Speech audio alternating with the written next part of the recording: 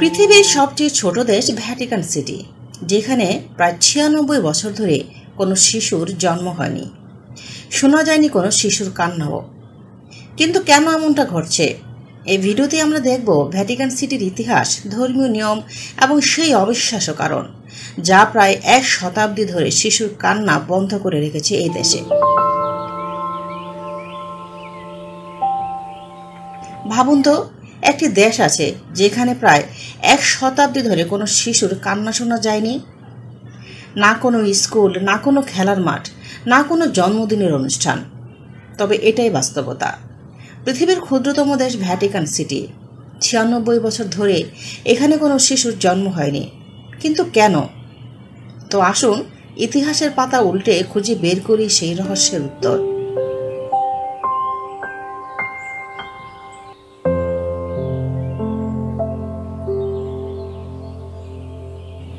Vatican city বিশ্বের সবচেয়ে ছোট দেশ, আয়তন মাত্র ৪৪ হেক্টর বা প্রায় এক বড় ফুটবল মাঠের ৮০ গুণের সমান।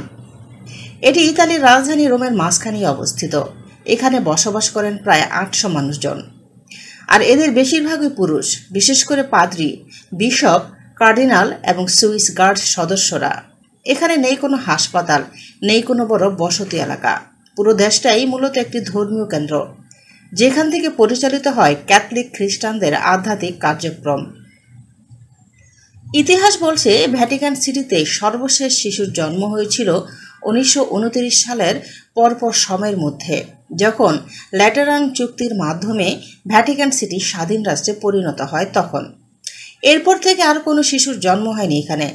শেষ যে শিশুটি জন্মেছিল সে ছিল কোনো ভ্যাটিকান বাসিন্দার সন্তানও নয়, বরং একজন কর্মচারীর পরিবারের সন্তান। সেই শিশুটির শৈশব কাটানোর পর ইতালিতে চলে যায়। তো এবার প্রশ্ন আসে, কেন প্রায় ১ শতাব্দী ধরে এখানে কোনো শিশুর জন্ম হয়নি? এর প্রধান কারণ হলো ভ্যাটিকান সিটিতে স্থায়ী বসবাসকারী মানুষের সংখ্যা খুব কম, আর যারা থাকেন তারা মূলত ক্যাথলিক চার্চের ধর্মযাজক। খ্রিস্টান ক্যাথলিক ধর্মযাজকদের জন্য ব্রহ্মচর্য পালন বাধ্যতামূলক। এর মানে তারা বিবাহ করেন না, সন্তান জন্ম দেন না। এছাড়া ভ্যাটিকানে বসবাসরত নারীর সংখ্যা খুবই কম, আর যারা আছেন তারা মূলত সন্ন্যাসিনী কিংবা অস্থায়ী কর্মী, যারা সাধারণত ভ্যাটিকানে স্থায়ীভাবে থাকেন না। আরেকটি বিশেষ বিষয় হলো ভ্যাটিকান সিটিতে স্থায়ী নাগরিকত্ব নেই। এখানে নাগরিকত্ব পাওয়া যায় শুধুমাত্র কাজের মাধ্যমে। যেমন, আপনি যদি পোপ, কার্ডিনাল, সুইস গার্ড বা অন্য কোনো সরকারি কর্মকর্তা হন, তখনই আপনি নাগরিক হতে পারবেন। কাজ শেষ হয়ে গেলে আপনার নাগরিকত্বও শেষ হয়ে যাবে। এ কারণে এখানে পরিবার গড়ে ওঠে না, আর প্রাকৃতিকভাবেই শিশুর জন্মের সুযোগও থাকে না। একটি শিশুর জন্ম এবং বেড়ে ওঠার জন্য প্রয়োজন হাসপাতাল, স্কুল, খেলার মাঠ, কিন্তু ভ্যাটিকানে এগুলোর কোনোটিই নেই। অসুস্থ হলে বা কোনো চিকিৎসার প্রয়োজন হলে সবাইকে ইতালির রোম শহরে যেতে হয়। একইভাবে শিক্ষার জন্যও বাইরেই যেতে হয়। এখানে কোনো শিশু না থাকায় ভ্যাটিকানের পরিবেশ একেবারেই প্রাপ্ত বয়স্কদের জন্য উপযোগী। রাস্তায় নেই খেলাধুলার শব্দ, নেই স্কুলের ঘণ্টা, নেই শিশুদের কোলাহল।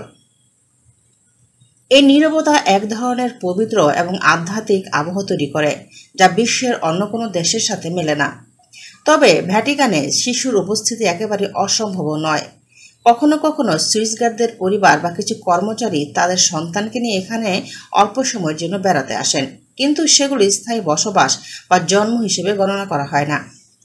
বিশ্বে এমন আর কোনো স্বাধীন রাষ্ট্র নেই যেখানে টানা প্রায় ১০০ বছর ধরে কোনো শিশুর জন্ম হয়নি। এটা ভ্যাটিকান সিটিকে আরও রহস্যময় এবং আলাদা করে তুলেছে। এখানে প্রতিদিন শুরু হয় প্রার্থনার মাধ্যমে এবং দিন শেষ হয় নীরব গির্জার ঘণ্টার ধ্বনিতে। ভাবুন তো, হঠাৎ যদি একদিন ভ্যাটিকান সিটিতে একটি শিশুর জন্ম হয়, তবে সেটা হবে বিশ্বের সংবাদে প্রধান শিরোনাম। হয়তো সেই শিশু ইতিহাসে স্থান পাবে ভ্যাটিকানের নতুন যুগের সন্তান হিসেবে।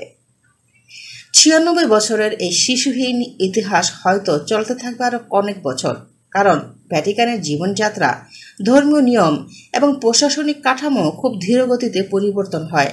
তবুও এই ছোট্ট দেশটি তার অনন্যতা, আধ্যাত্মিক প্রভাব এবং ঐতিহাসিক গুরুত্ব দিয়ে বিশ্ববাসীর মনে বিশেষ স্থান করে নিয়েছে।